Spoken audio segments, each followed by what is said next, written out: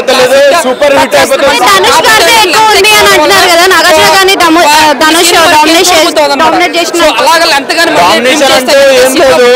నాగార్జున గారు ఎప్పుడు హీరోనే. ఆయన సినిమా ఇండస్ట్రీలోనే ఆయన మంచి గొప్ప వ్యక్తి. కానీ సినిమా యాక్టింగ్ మైండ్ బ్లోయింగ్ అయితే బుర్రపాటు.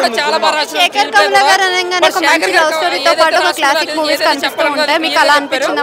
మరి లవ్ అంటే ఏం లేదు, ఆల్రెడీ ఆమెకి రాజా అనే ఒక అతను ఉన్నాడు. ఆ యొక్క సీన్ లో ఏంటంటే హీరో గారు కూడా ఆ యొక్క ఎమోషన్ లో తీసుకోలేదు, లవ్ ప్రకారంగా అయితే తీసుకోలేదు, ఫ్రెండ్స్ ప్రకారంగానే నడిచారు, బెస్ట్ లెక్కనే నడిచారు సినిమా ప్రకారంగా.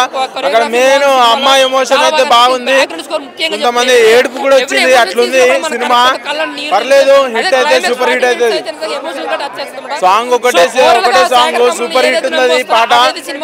సినిమాలో అది ఒకటే పాట బాగా అనిపించింది నాకు, అది అందరికి అట్లానే అనిపించింది. ఎందుకంటే సినిమా హిట్ అయిపోయింది, సూపర్ హిట్ అయిపోయింది. ఎందుకంటే ఆ పాట భలే ఉంది, ఆ సినిమాకి తగ్గ పాట అన్నట్టు అనిపించింది.